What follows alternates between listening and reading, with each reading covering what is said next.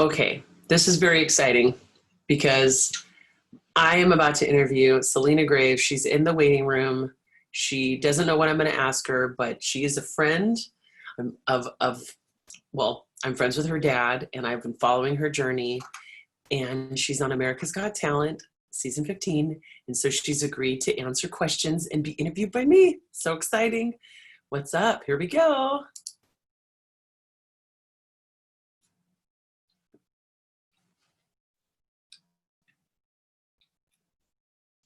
Hey! On. How you doing? Good. How are you? I'm good. You had a busy day, huh? Yeah. I'm like running around like a chicken with its head cut off. So much stuff happening, which is cool. You look cool. I love your outfit. Hey, this is my favorite thing. This is my safe place. That's so cool. Where did you get that? Everybody's getting one for Christmas. You're getting one too. Look at it's got pockets. It's so amazing. cool. I know.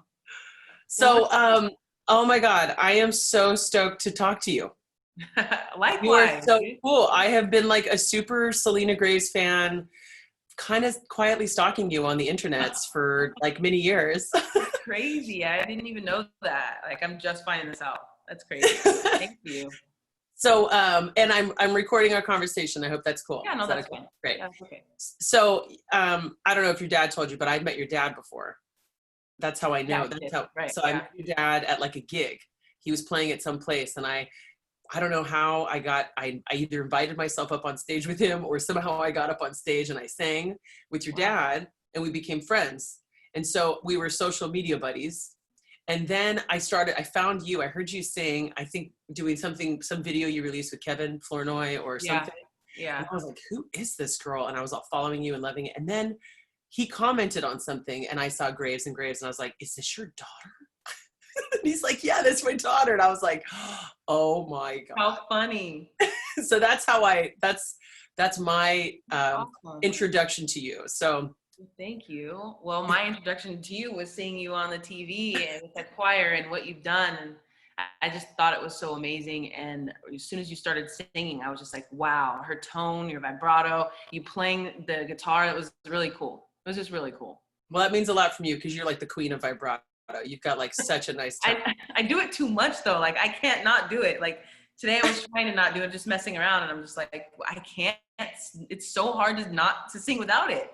But that's that's your way. That's the way it comes out of you. So that's cool. It's beautiful.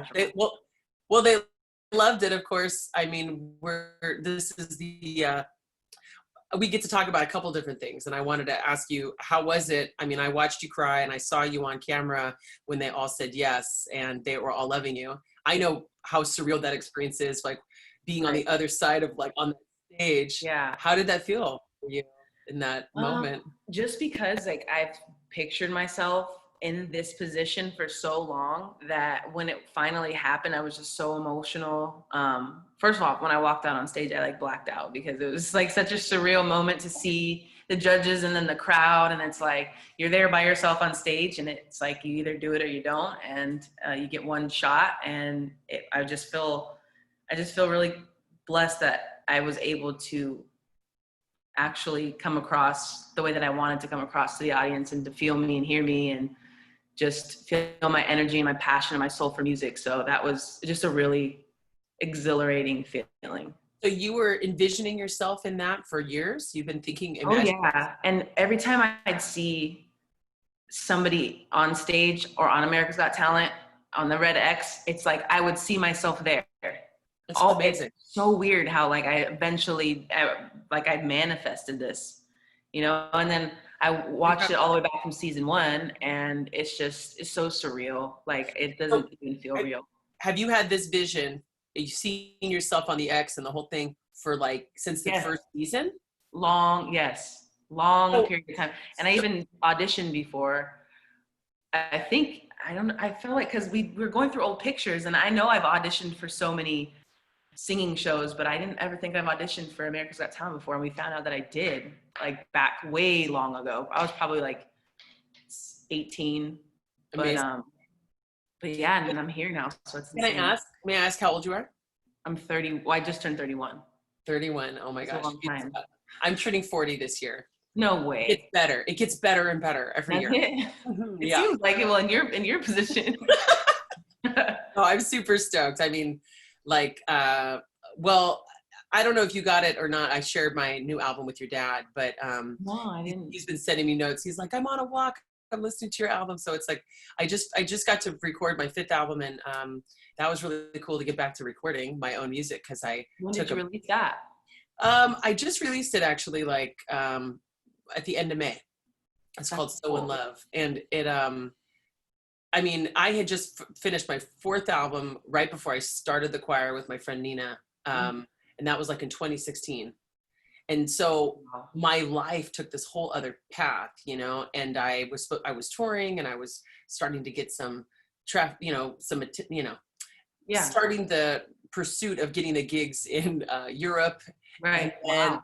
just press pause on everything because more and more people were showing up to choir practice. And at the time, there was so many people living unsheltered in the neighborhood, and I was like, "What's going on? Like, this is out of control." And Right. so, yeah, music is a journey, and It is. you know, I mean, you were born into it. I had music in my family too, but Yeah. your dad was a gigging musician your whole life. Yeah. When I was born, he was in a band. So that's what he's done ever since I could remember. And I remember being, 6, 7 years old, going to his rehearsals and just, playing around with the instruments and learning things. And then my dad was like, I'd try the drums, and he's like, she can hold a beat. That's weird. Like there's some musical talent in her. So Well, don't you think that was passed on to you? I mean, do you feel that? I do. I really do. Because I mean, what are the odds that my dad's this talented musician, and then all of a sudden, you know, is it Hello. is it in the genes? It has to It's be. in the genes. I think, everybody in my family could sing. Everybody could sing harmonies. Everyone kind of played an instrument, and some did it professionally. Some, Yeah, nobody was really like writing their own music. My uncle did a little bit, but he but went it's into still like, there. it's Still, around, it's yeah, around, and it's like, yeah. yeah. But okay, so you're 31, Hmm. and you're like a little baby, and you're like playing music and loving music. And did you gig or have any bands or do any music like on your own throughout your? No, in the beginning, I was very, very great athlete. So I played soccer. I played every sport you could name, but during high school I played soccer, and I was on, ODP, which is Olympic Development Training. I was very, very, very high level competitive soccer. So I had college scholarships, colleges knocking on my door, my senior year. They know I'm getting ready to graduate. And so I could just choose whatever college on a full scholarship that I wanted to go to. Wow. And then I tore my ACL. I had major surgery on my knee. And at that point, that dream kind of just like diminished. And I really got depressed, on top of just being just always judged just for the way that I look, because I just dress differently than the other girls. And there's people always just judge me for that. It caused a lot of anxiety, and I was, diagnosed with depression, and it was a bad time. So music, I would just go home and just play instrumentals and just sing, or pick up the guitar and sing. And that really took me out of that mindset, and just honestly just saved me. Saved you. Yeah, Yeah. music saved me too, for sure. So, okay, yeah, kids are little jerks. I mean, They it's so are all of they them. are, especially if you've got like, a little style and you're different. And Yeah. Yeah. yeah, no, kids can be really brutal. Um, so while you were a total sports person, you I weren't doing always anything sang. then? I You always said, sang, but not in public, because I have terrible, you can ask my dad this, I have terrible stage fright. Terrible. And there's times where, he would be playing with his band, and I just knew that he was going to ask me to come up on stage and sing when I was really young. And it took me like a lot. It took a long time for me to get even up there. And when I did, I would be so shy. I'd sing a couple things and I'd get off, it wasn't like I would sing in public all the time. I never did. So it was this talent that I had, that I knew, that my dad knew and my parents knew, but right. it just wasn't something that I showed, because I was like too scared of what people would think. So I get nervous too. I mean, I get nervous whenever it's a new stage. If it's like a gig I do all the time, it's like, hey, I'm rolling in and I'm doing a gig. But But if that's it's like, normal. it's normal. But if it's like a new stage, it's a new environment, there is a little bit like, I feel like I'm going to poop my pants. I feel like I'm going to like, I'm going to get No, I know exactly what you're talking about. And then I have to breathe. I'm like, don't poop your pants, Steph. And I breathe. And then I'm like, okay. And I also have, I don't know if you feel this way, Funny. but I have like, you know, life, God, the universe, the divine. It's like this journey that you're on. You go through all these experiences in life, and you really have all these little tools, you know, and you're exactly where you're supposed to be at that moment. So then I just remember, I refresh that memory. I go, okay, I'm exactly where I'm supposed to be. I'm walking out on the stage. So did you feel that kind of the nervousness when you went out to do AGT? And did it go away at all when you were singing? Because you seem totally relaxed. Yeah, no, like, that was not the thing. I was not relaxed. It honestly, I don't think I just blacked out. It was so weird. I can't even explain it. It's like, I remember them talking to me, and all of a sudden it was like, as soon as I opened my mouth, it was just like, I'm gone. Like, I don't even remember. I really don't. But I know that before I walked out on stage, I was like having anxiety attacks. Yeah. Just bad. Pacing back and forth. Me, like, I always worry about, oh, am I gonna forget the lyrics? Am I gonna crack? And nobody knows this, but I actually was sick that week. I was really sick. I had no voice. I couldn't even talk. So it was just, I had to, like, the whole day, I had to not even say anything, but we had interviews, you know? So I had to come back. They sent me home and I had to come back. Yeah. So it was. Oh, really? Terrible. They heard your voice. They were like, you got to go home. You're sick. Yeah. Yeah. And so I had to come back a different day. Oh my gosh. Because I had no voice, and it was terrifying because I'm like at the tail end of a cold, and that rasp, sometimes it helps and sometimes it's like, no. You're like, oh. Yeah, you can't hit the notes. Let me ask you your experience with AGT. I mean, of course, like we're involved in this show, and you know, there's exciting things and there's certain parts that we can't really talk about, but I know you're involved, and I know you got yeses from all the judges. So I don't know how much you can share with us, but this is, okay, I'm going to say how I felt. I felt like the show was so nice.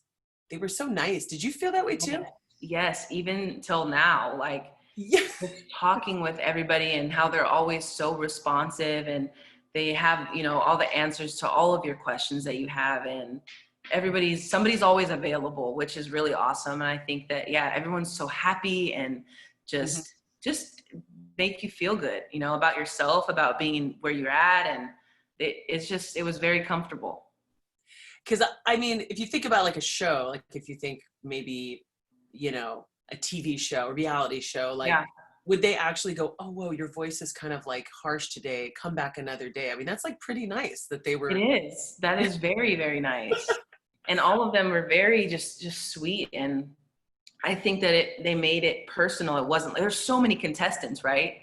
And I feel like they really spend time to make sure that it's personal, and that if you have anything, questions, concerns, that you get answers right away. And they do a really good job.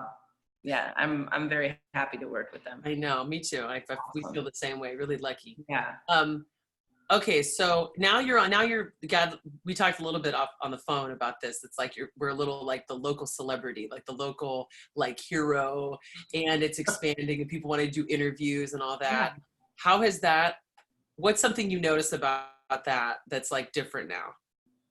Like, because you got a job, you have work, you have life. Still. Right. Yeah. And then you're doing interviews in between, and people are like other phone calls, more attention. It's a lot to juggle. I mean, when you work a full-time job and you're trying to just juggle everything, it's hard, but it's just a whirlwind of emotions. What's going on here? Sorry, my dog's just barking in the background. It's just always trying to get calls.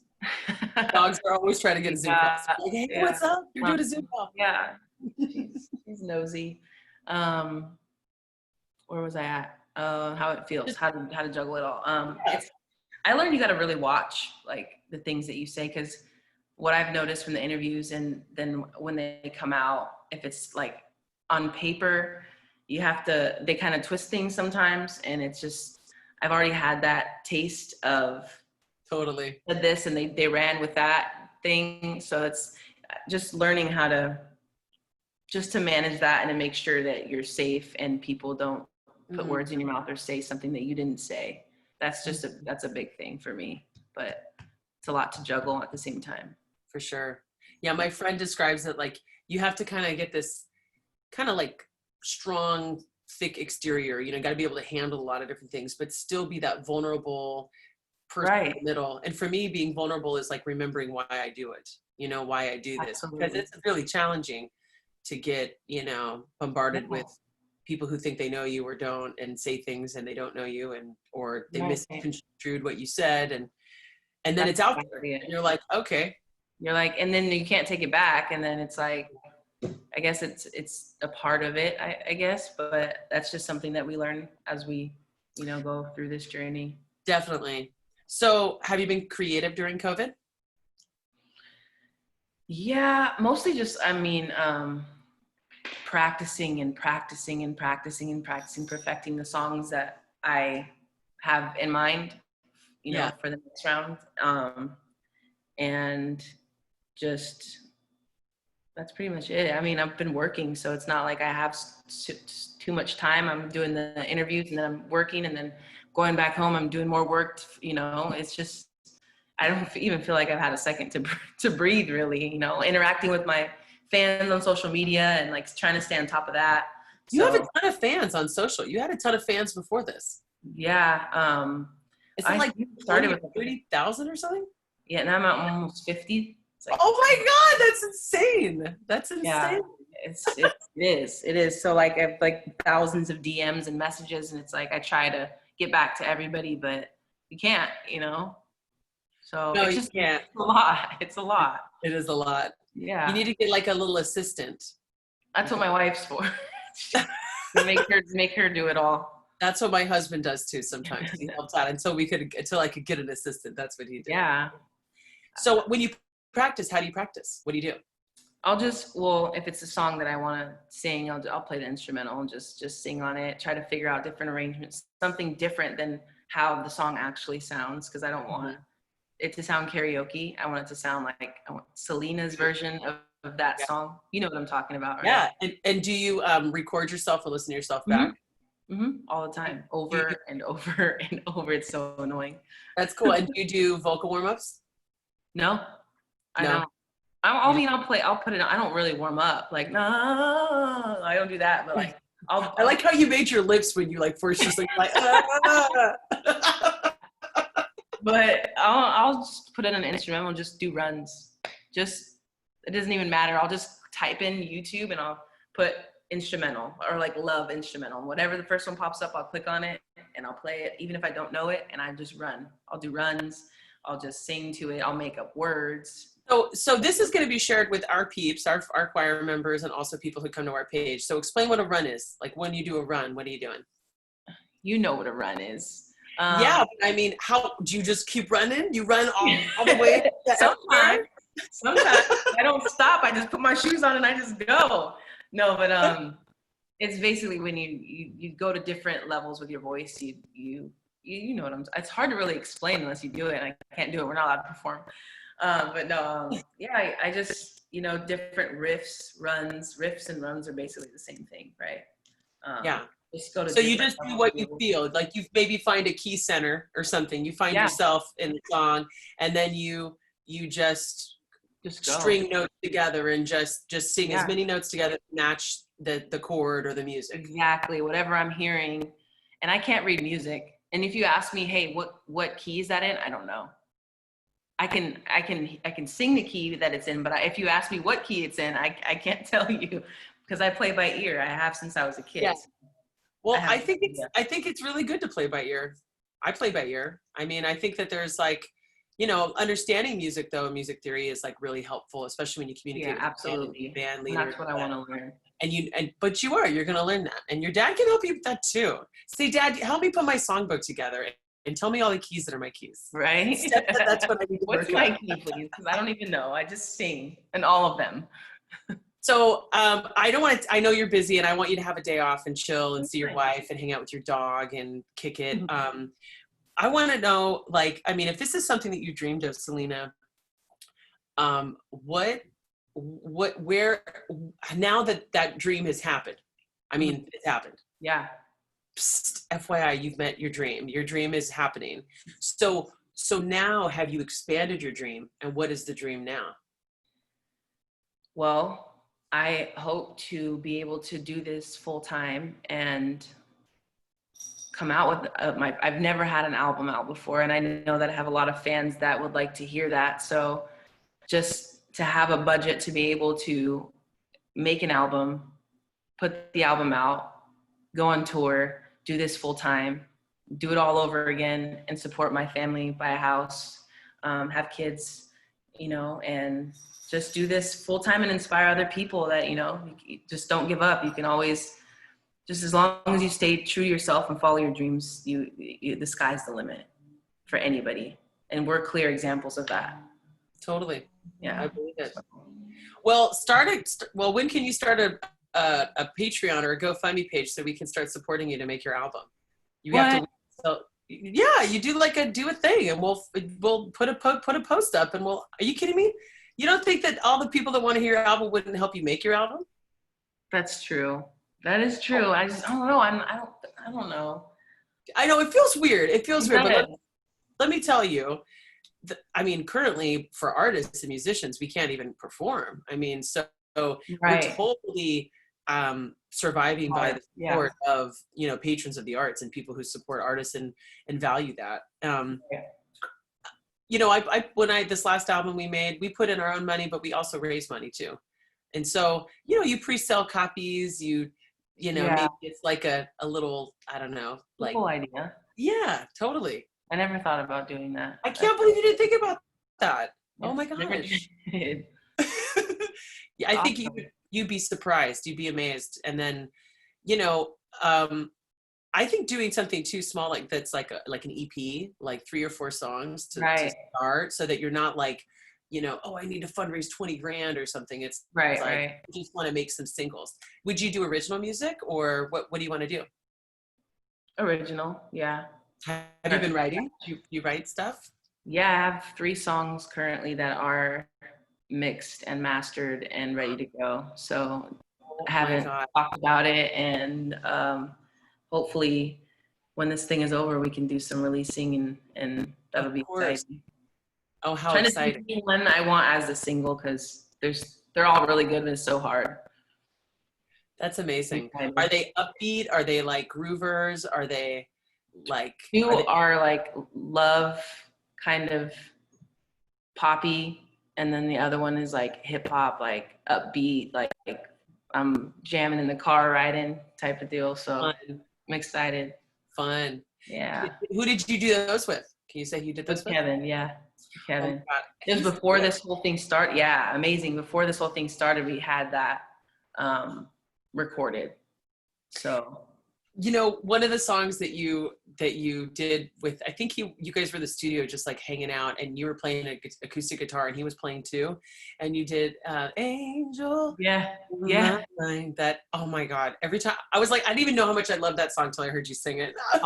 That's like honestly my go-to song on the guitar. I can play chords and stuff, but that's the first song I ever learned on the guitars, and I've played it like religiously, so it's like my go-to. I love it. It's like autopilot. As soon as I pick it up, I'm like, yeah,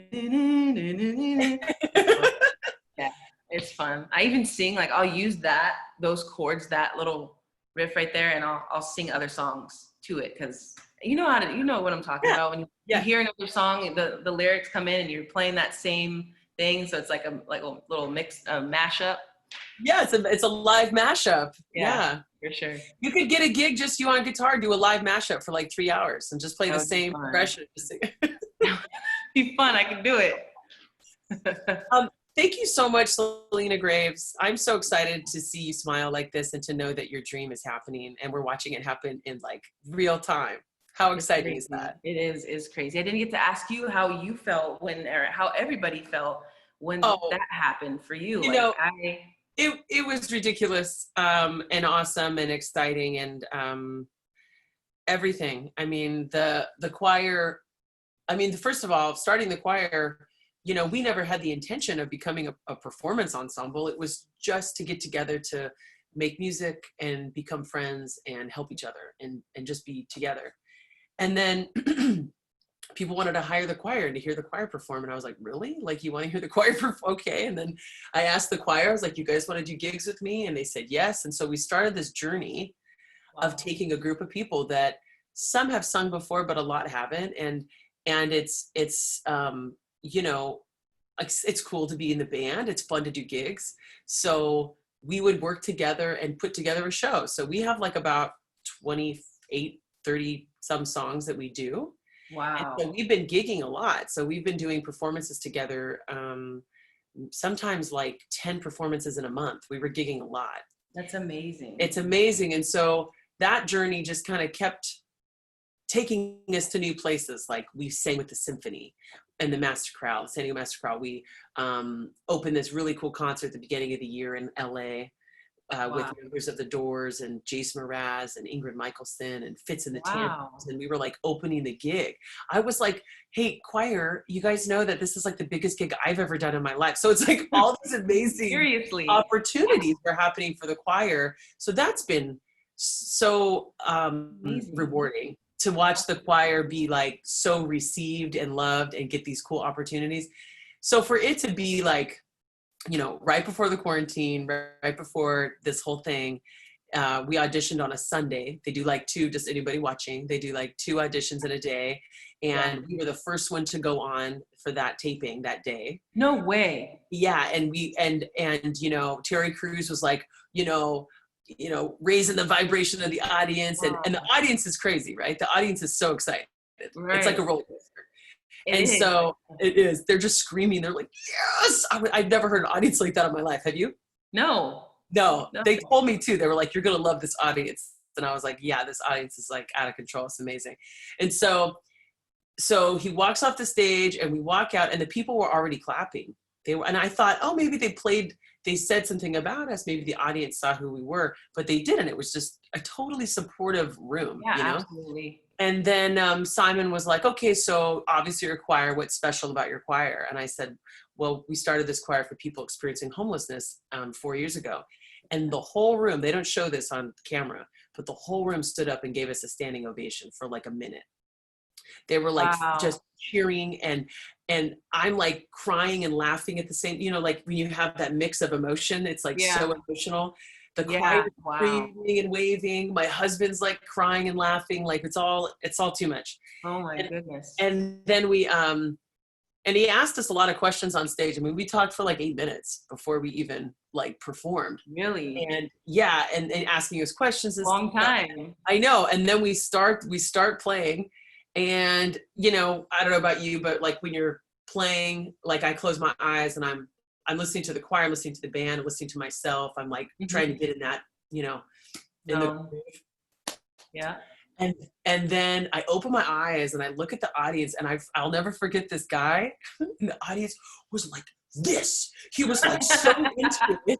Like I can't even demonstrate how intense his face was at how into the music he was. That's cool. And I was like, wow. I was like, this is like really happening. And I look at the choir and the whole thing and I'm just like, it's super surreal. And then Patricia does her spoken word, which like was super, I could hear the audience like, you know, like they were like, oh, really cool.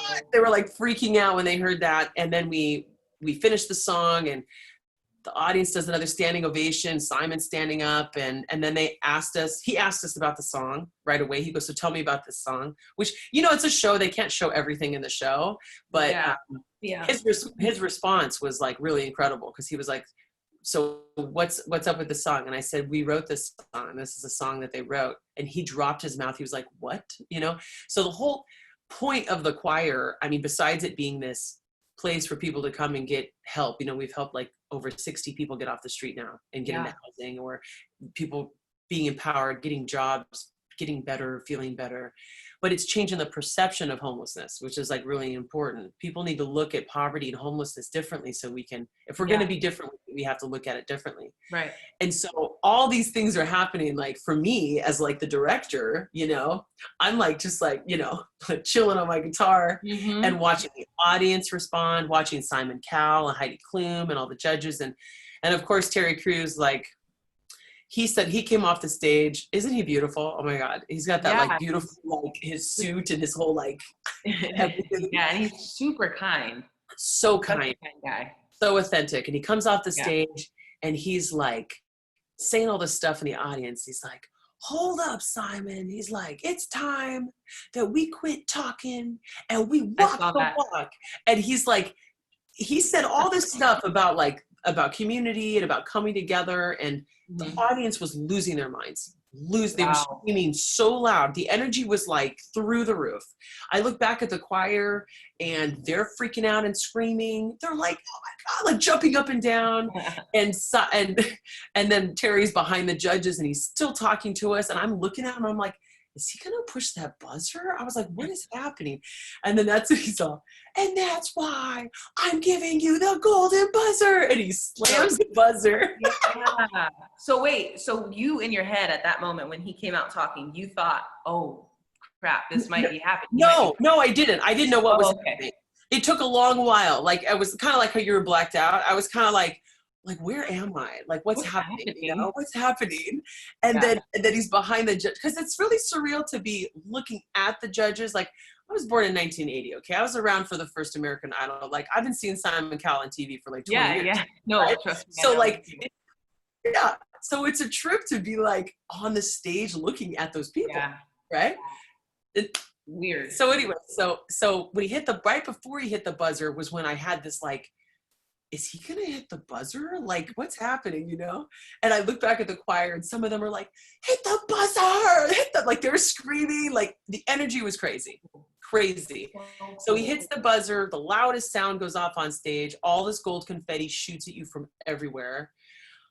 Everybody is ugly crying, like we were all crying so much. And then Patricia she looks down the stage and she chucks her walker and she throws herself on her knees on the stage and puts her hands in the air. I was worried. I was like, is she okay? I know. The judges are like, is she okay? And later on we watched the episode together at the office, and she laughed when she kind of giggled when she saw herself, and she just said, you know, I just couldn't spend one more second not on my knees praising God for the moment. Wow. And I saw that she got an apartment. That's really cool.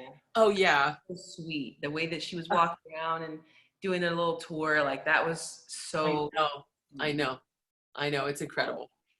Well, so yeah, all the best to you. And I hope that you can come and hang with us sometime at a choir practice. For sure. I would love that. We do these online choir practices on Fridays.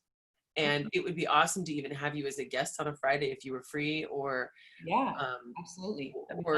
It's so cool. So cool. I'm so excited for you. Yeah, I'm so excited for you guys. I can't wait to see you at the live shows. I want to see your performance. I can't wait to see what you do.